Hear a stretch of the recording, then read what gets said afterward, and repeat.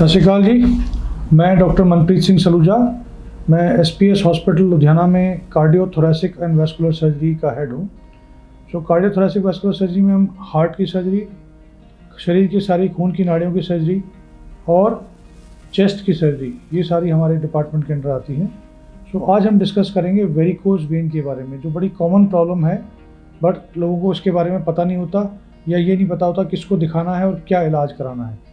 Varicose vein होती हैं पैरों में। हम देखते हैं कि आपके पैरों में नसें कई बार फूल जाती हैं या नसों के गुच्छे बन जाते हैं, जिसको हम वेरिकोज वेन बोलते हैं। वेरिकोज वेन के बाद में धीरे धीरे इनका नेक्स्ट स्टेज होती है, यहाँ पे अल्सर बनना शुरू हो जाता है या खुजली होती है, और उसके बाद धीरे धीरे घाव बनने शुरू हो जाते हैं। वेरिकोज वेन किस में होती है और क्यों होती है, इसका आज हम डिस्कस करेंगे।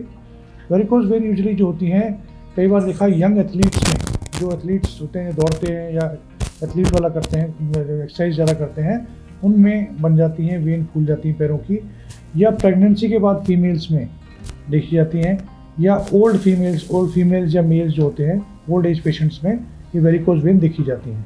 इसके सिम्टम्स क्या होते हैं?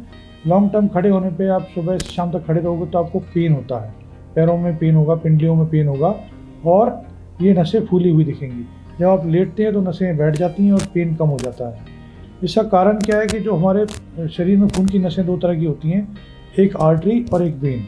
आर्टरी का काम होता है हार्ट से खून को शरीर की तरफ लेके जाना, शरीर के अंगों को ऑक्सीजन पहुंचाना, और वेन का काम होता है शरीर से बिना ऑक्सीजन वाला खून हार्ट की तरफ लेके आना, ताकि इससे ऑक्सीजन मिल सके उसको। जो वेन्स के अंदर प्रेशर कम होता है, इसके कारण जब हम लंबे टाइम खड़े रहते हैं या एथलीट्स होते हैं या पोस्ट प्रेगनेंसी इसमें प्रेशर पड़ता है, उसके कारण वेन्स के वाल्व ख़राब हो जाते हैं और ये वेन फूलनी शुरू हो जाती है। इसका डायग्नोसिस कैसे पता लगता है? एक तो हम क्लिनिकल एग्जामिनेशन डॉक्टर को दिखा के पता लग सकता है कि वेरिकोज वेन आपको डेवलप हो रही है। दूसरा, हमको एक टेस्ट करते हैं, डॉपलर टेस्ट, जो पैरों का अल्ट्रासाउंड होता है। इससे हमको पता लगता है कि किस लेवल पे आपका वेन का वाल्व ख़राब है और हमें आगे क्या ट्रीटमेंट करना है। अगर ये वेन के जो छोटे छोटे वाल्व ख़राब हैं तो हम सिर्फ स्टॉकिंग, जिसका 3 तरह के ट्रीटमेंट होते हैं, स्टॉकिंग बोलते हैं जिसको टाइट जुराब है, या दूसरा होता है इंजेक्शन स्क्लेरोथेरेपी, या तीसरा होता है लेज़र ट्रीटमेंट या रेडियो फ्रिक्वेंसी एब्लेशन। आजकल सर्जरी ऑब्सोलीट हो गई, सर्जरी बहुत कम लोग करते हैं, ओपन सर्जरी पहले होती थी, वो नहीं करते हैं। अगर छोटी छोटी वेन्स है तो उनको हम स्टॉकिंग द्वारा, स्टॉकिंग पहन के दिन भर टाइट प्रेशर देके इसको हम कम कर सकते हैं।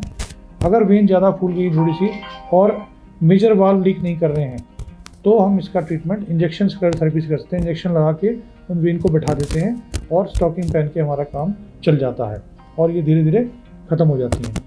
अगर मेजर वाल्व लीक कर रहे हैं, जो कि हमारे थाई में होता है और एक पिंडियों के पीछे होता है, नी के पीछे, इसको बोलते हैं सेफनोपोप्टेटल जंक्शन या सेफनोफीमोरल जंक्शन, अगर वो लीक कर रहे हैं तो हमको लेज़र ट्रीटमेंट कराना पड़ता है। आजकल जो ट्रीटमेंट है, लेज़र ट्रीटमेंट, इसमें बिना चीरे का ऑपरेशन होता है, बिना चीरे के ट्रीटमेंट करते हैं।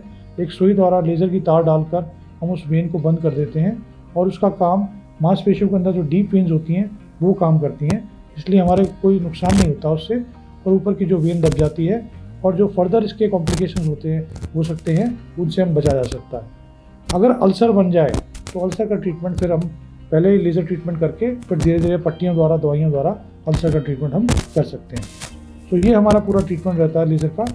आपको कभी कोई भी आपको दिक्कत लगे, वेन फूली दिखे या आपके पैरों में दर्द हो रहा हो, तो तुरंत अपने डॉक्टर से कंसल्ट करें। हमारा cardio thoracic vascular surgery department हमेशा खुला है आपके लिए।